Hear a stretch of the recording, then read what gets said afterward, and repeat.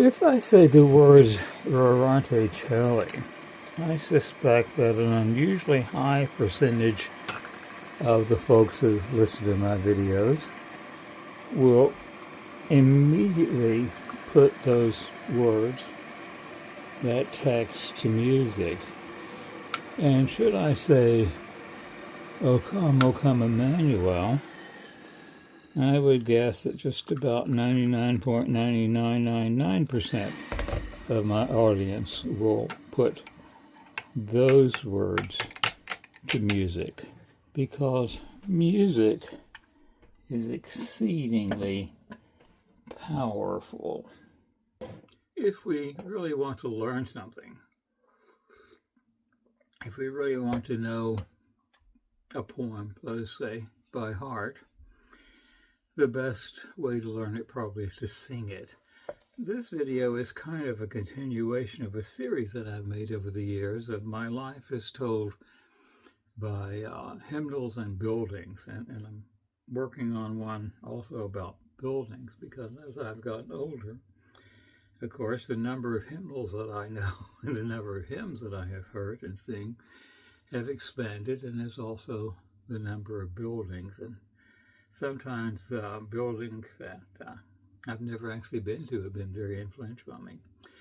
But I was sort of nudged to make this video now because of this little book that I got last week. It seems a sort of obvious comparison to this other little hymnal of the heart that Ben Jeffries put together. And these are 100 hymns that are known to many people by heart. They're in public domain. It's a lovely little hymnal. If you're looking for a hymnal to kind of sing around the campfire, it's a good one. And in fact, many of the hymns in this book are translations of hymns that are in this book. This book is put together by those folks over in Marysville, and it's only 72 hymns. And one of the things I found so fascinating about this, I was showing it to a friend of mine, actually the choir director, and I don't remember how I discovered it, but we began kind of glancing through it, and I would sing a part and discover that he knew the whole thing, and then he was looking through it, and he would sing something, and well, yes, I knew it as well. These are the hymns that, are not just part of my life, but have been part of particularly the Western Church for longer than even I have been alive. Some of them for as early, maybe as the 2nd or 3rd century, although most of them are not that old. And, being a book from Angelus Press, it has all these very traditional decorations, and it's a charming little book. And it will often have both the sort of plain chant and sometimes a more elaborate chant as well. Since our parish is Maria Stella, Star of the Sea, it's nice that it has both this chant and this harmonized version. In fact, we liked it so much that I ordered 12 copies so that everyone in the choir might be able to sing from it, and maybe it will spread to the congregation. Now, hymnals are a fascinating thing because, of course, there are a lot of hymns that aren't in any hymnal, essential Latin hymns. Well, the same people, Angelus Press, published something I think called, maybe the complete or traditional whatever Catholic hymnal that's much larger. I haven't been able to convince myself that I can afford it or need it yet. There are always more hymns than fit in any hymnal, but hymnals are kind of a curation of hymns that are more or less encouraged by, well, the people who are putting the hymns together. And it made me, looking at these made me think about hymns that have been really very, very influential. And probably no hymnal has ever been so influential as hymns, ancient and modern. It was first published in 1861 and has gone through a number of reprintings and revisions, and I can't quite tell exactly how this particular text compares to 1861 or 1915. It's part of the Anglo-Catholic movement that was the Oxford movement, called sometimes. The general editor of the text, of the music, was William Henry Monk, and he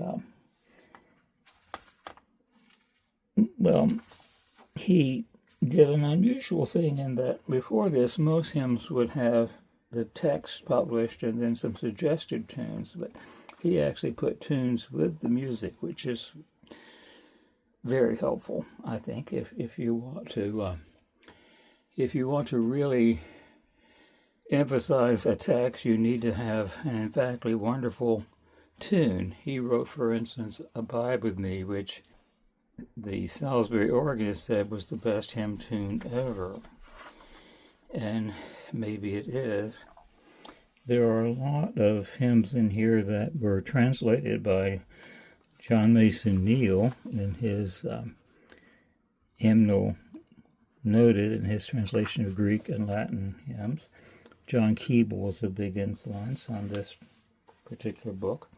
And it brought together an interesting thing. There were all of a sudden, in the mid-19th century, there were beginning to be a lot of hymns, as hymns were, how to say this kindly and accurate at the same time. The church was recovering a bit from its extreme Puritanism, the church in England. And certainly the Methodists, with their magnificent hymns, have been a major influence on that recovery. I always think that perhaps the best English-speaking Catholic hymn writer was Charles Wesley. Well, in this book were brought together both hymns such as the ones of John Mason Neal, but also those from the Methodist folk and the German folk and other areas, when those hymns seem to be cogent, usable, not contradictory, but supportive of the sort of theology of the church and salvation and the sacraments and the like that the Oxford movement were promoting. Now, I found also a fascinating thing that I don't remember how I came upon it, but come upon it I did, and as attracted by it I was that I ordered the thing. It is the Sing Hymnal. I don't know if you can see on the camera or not, the little fake ribs and little decorations. It is by Crossway, who certainly are one of the most phenomenal events of 21st century Christianity. I mean, when they first came out with the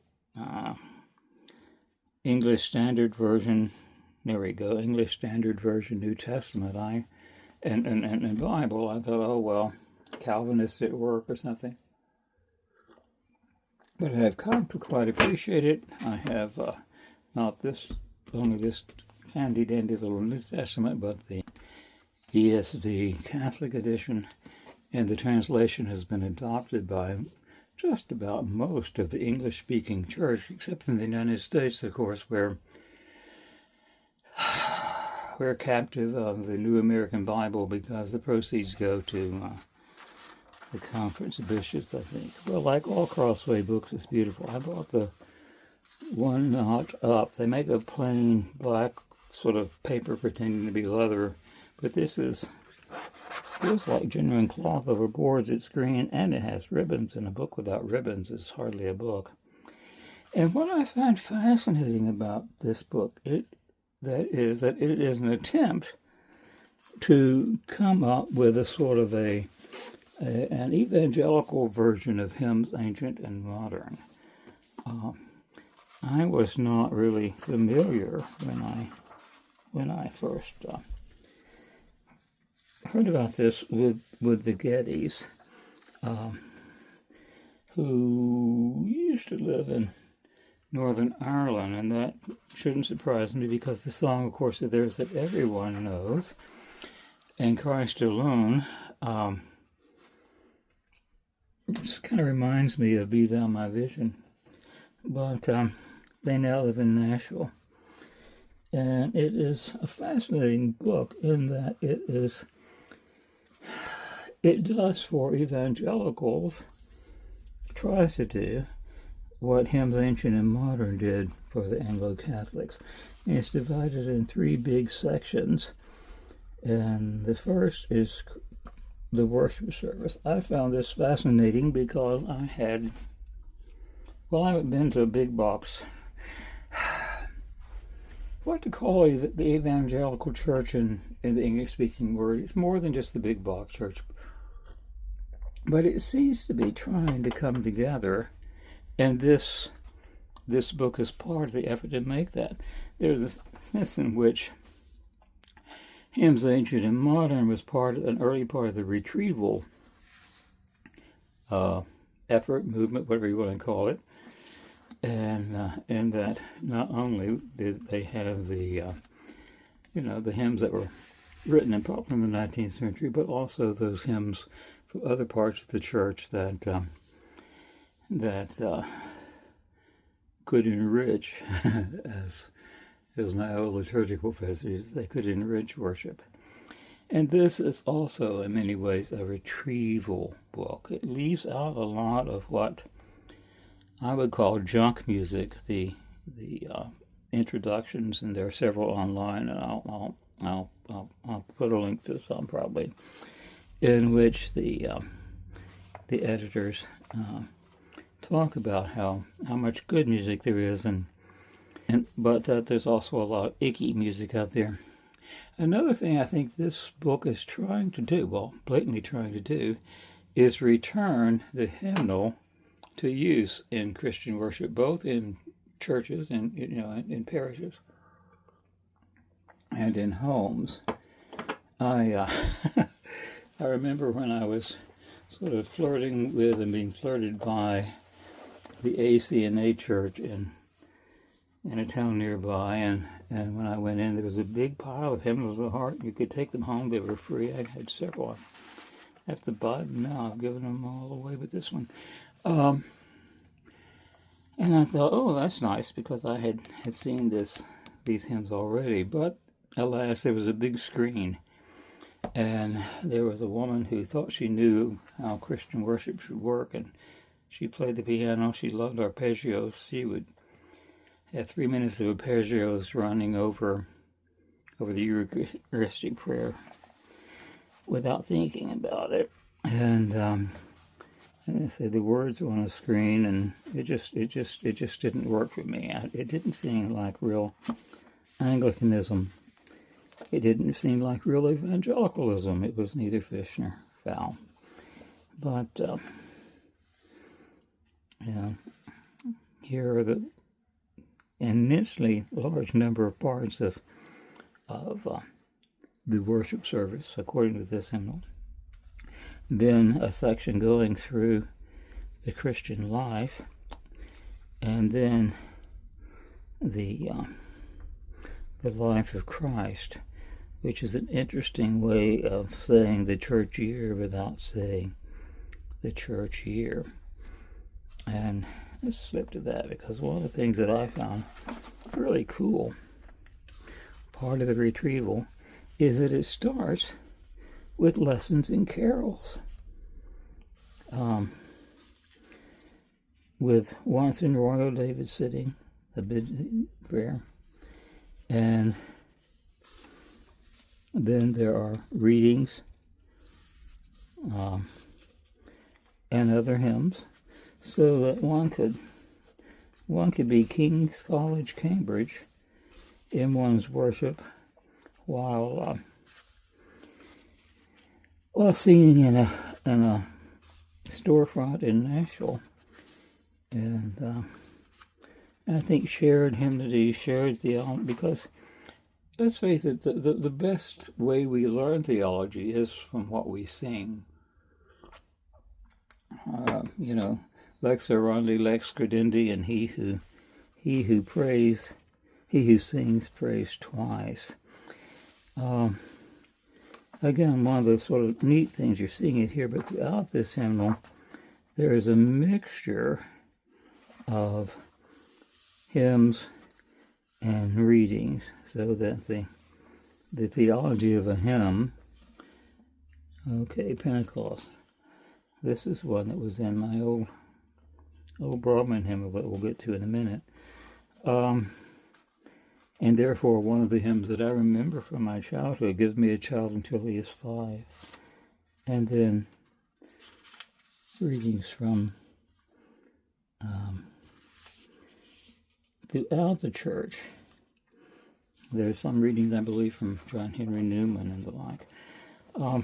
And of course, as I mentioned, it's by Crossway, so it's a beautiful book.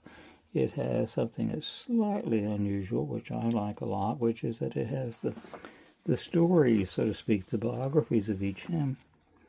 It has a list of all the people who have advised making it, and it's a huge list, and some of these names may mean something to you, and I haven't actually looked through them to see if they mean anything to me or not. As I said, I knew next to nothing about the Gettys, either Keith or Kristen, or about Stuart Townsend, who actually wrote the text to In Christ Alone. And in many ways, like William Henry Monk, who made sure that the sort of vetted hymns, ancient and modern, would get good musical settings for them, whether they're as good as the settings in here or not, I don't think so, but they're good compared to a lot of stuff out there. It's not a lot of kumbaya music in here, but as I say, I didn't even know about them except for that.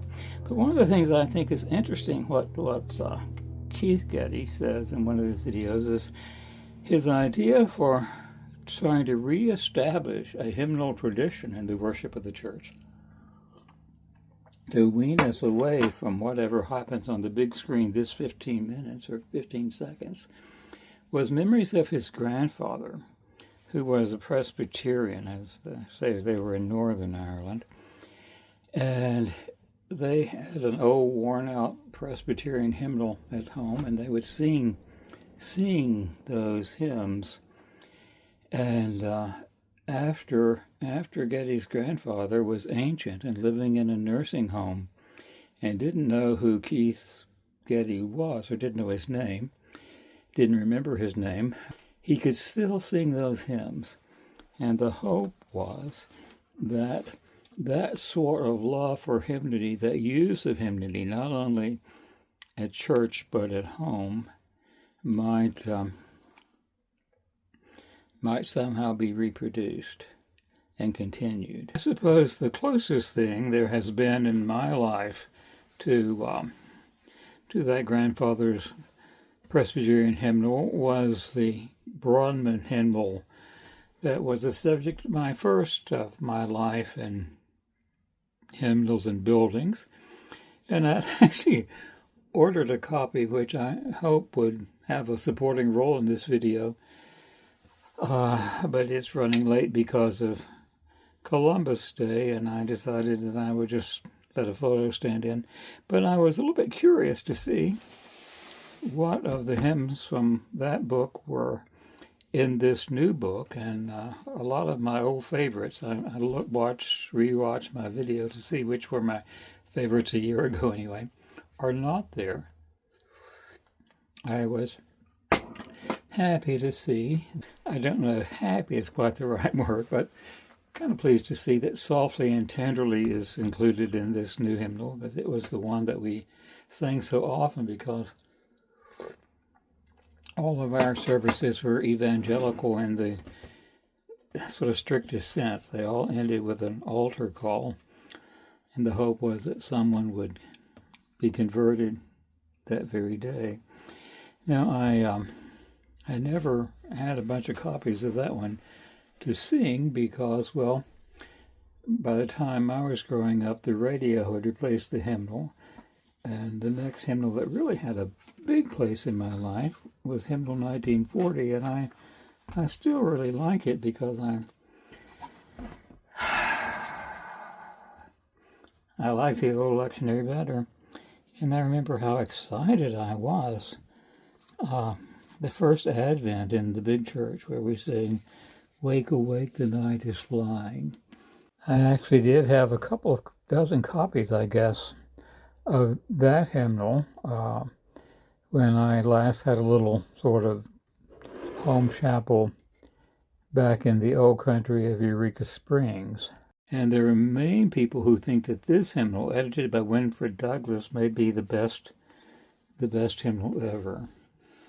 For a while, I think I did have a number of copies of hymnal edited by Betty Polkingham, because a bunch of us young guys, young couples, would sit around on the porch on a Sunday afternoon with a potluck, and we would sing sort of vaguely charismatic hymns, I guess. Well, it will be curious to see if this the Sing hymnal begins to have the legs that Hymns Ancient and Modern has. I guess Hymns Ancient and Modern still has legs. I have a copy, and I'm very pleased with it, but the current custodians of the Church of England don't seem to be interested in anything ancient, and their idea of modern was, I don't know, really cool 60 years ago or so. Maybe only 50 years ago.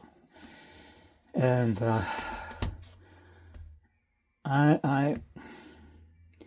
there's a lot of personal bias in hymns, and so the ones that I say are awful and kumbaya, you might just laugh. I really hope that some of you will take time to comment and tell me what you think about how a hymnal should be formulated and how hymns are used in the worship at your church, or whether you use them at home. I confess, after listening to some of the hymns in this book, I went back to listening to some of the hymns in this book, and, well, I guess it's only fair to say that I am ancient, isn't it? My moles in the ACNA and in the Episcopal Church don't really expect there to be in either of those parts of the church a new print hymnal. Everything is going either digital download or projection on the big screen. So that makes the efforts of the folks behind Sing Hymnal even more significant. Well, I'm going to end this video with a hymn from a book which I have been using mostly every day for the last year, much to my surprise. And despite its shortcomings, I've come to appreciate it. One of its shortcomings is that although it has a lot of the very traditional ancient hymns, it doesn't, and pretty good English translation. Some of them still shows the Latin. It doesn't have the notation, but one can easily see what tune is traditional for Noakes at Tenebrae. But I'll just read it. It seems to tie together some of the things I've kind of ambled around about in this video. I'll put a link to the real thing sung in Latin below. Meanwhile, I'll just read the translation. Darkness of night and evil things, confusions of the world, give way. Light enters and the day is here. Disperse, for Christ the Lord has come. Shadows of night depart in haste, pierced by the sun's compelling ray. The world appears in ordered hue, bright in the glory of the day. We only know you, Christ alone, sincerely and insistently. O light from heaven, morning star, serenely shine on us today. Praise be the Father, and the Son, and Holy Spirit equally, the triune Godhead, three in one, now and for all eternity. Amen.